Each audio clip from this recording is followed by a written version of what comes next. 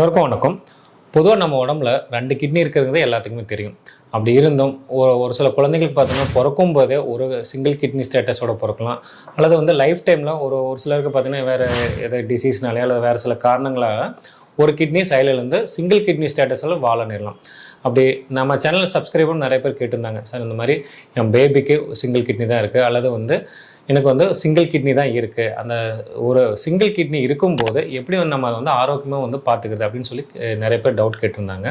அந்த single kidney இருக்கிறவங்க எப்படி நம்ம ஆரோக்கியமாக நம்ம பார்த்துக்கலாம் அப்படிங்கிறது இந்த காணொலியில் தெளிவாக தெரிஞ்சுக்கலாம். வணக்கம். இப்போ பார்த்தீங்கன்னா இந்த சிங்கிள் கிட்னி, அதாவது ஒரு கிட்னியோட பிறக்கிற குழந்தைகள் வந்து சான்சஸ் வந்து ஒரு குழந்தை 1,00,000 ஒரு கிட்னி இருக்கலாம். ஒரு கிட்னி இருக்கிறதே போதும் அவன் நல்லா இருக்கிறதுக்கு, ப்ரொவைடட் அந்த கிட்னியை வந்து நம்ம நல்லபடியாக பார்த்துக்கணும். யூஸ்வலாக அந்த மாதிரி ஒரு கிட்னி இருக்கவங்களுக்கு வந்து இன்ஃபெக்ஷன் ரிஸ்க் அதிகம். ஸோ இன்ஃபெக்ஷன் வராமல் பார்த்துக்கணும். இன்ஃபெக்ஷன் வராமல் பார்த்துக்கிறத விட இன்ஃபெக்ஷன் ஏதாவது வந்தால் உடனே மருத்துவ உதவி அணுகி நம்ம வந்து சீக்கிரம் க்யூர் பண்ணி இது பண்ணிட்டோம் அப்படின்னா அந்த கிட்னியோட ஸ்டேட்டஸை நம்ம காப்பாற்றிக்க முடியும். சின்ன குழந்தைகளுக்கு யூரின் இன்ஃபெக்ஷன் வரதுக்கு ரொம்ப காமன், அதுவும் பெண் குழந்தைகளுக்கு வரது ரொம்ப காமன். அந்த மாதிரி இருக்கிறப்போ நம்ம கரெக்டாக எவாலுவேட் பண்ணி ட்ரீட் பண்ணி வைத்தியம் பண்ணிட்டா அந்த சிங்கிள் கிட்னி போதும் அந்த பாப்பா இல்லை அந்த பையன் ஆயுசுக்கும் நல்லா இருக்கிறதுக்கு.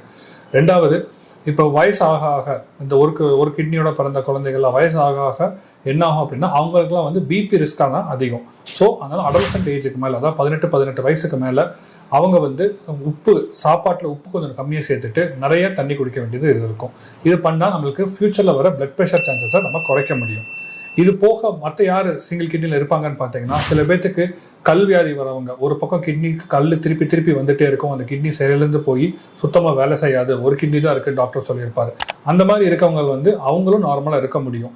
ஆனால் அவங்களுக்கெல்லாம் வந்து இந்த இன்ஃபெக்ஷன், பிபி ஜாஸ்தியாக இதெல்லாம் தடுத்து நம்ம கரெக்டாக பார்த்துக்கிட்டோம்னா ஒரு கிட்னி இது போதும். ஏன்னா சராசரியாக ஒரு கிட்னி வந்து கழிவு மட்டும் கழிக்கிறது இல்லை, ப்ரெஷரையும் பார்த்துக்கிறது அதோட வேலை தான்.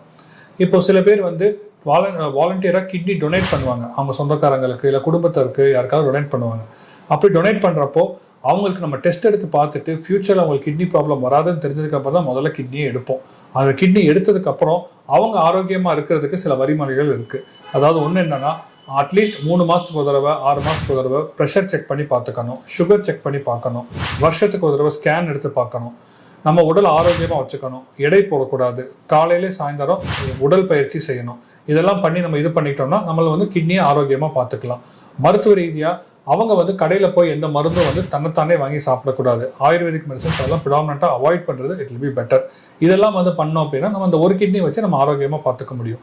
இது டிரான்ஸ்பிளான்ட் பண்ணிட்டாங்க அவங்களுக்கு பார்த்தீங்கன்னா அவங்களுக்கு 2 கிட்னி செயலிலேருந்து போயிருக்கும், ஆனால் ஒரு கிட்னி தான் வேலை செய்யும். அதாவது யார் கிட்னி கொடுத்தாங்களோ, டோனர் கொடுத்த கிட்னி மட்டும்தான் வேலை செய்யும். அப்போ அவங்களுக்கும் வந்து ஒரு கிட்னி இருக்க கணக்கு தான். அவங்களுக்கு வந்து இம்யூனோசப்ரசிவ் மெடிசன்ஸ் அப்படின்னு சொல்லி கொடுத்து அந்த கிட்னியோட ஆரோக்கியத்தை பார்த்துக்கிறதுக்கு நாங்கள் சில வழிமுறைகளை நடத்துவோம்.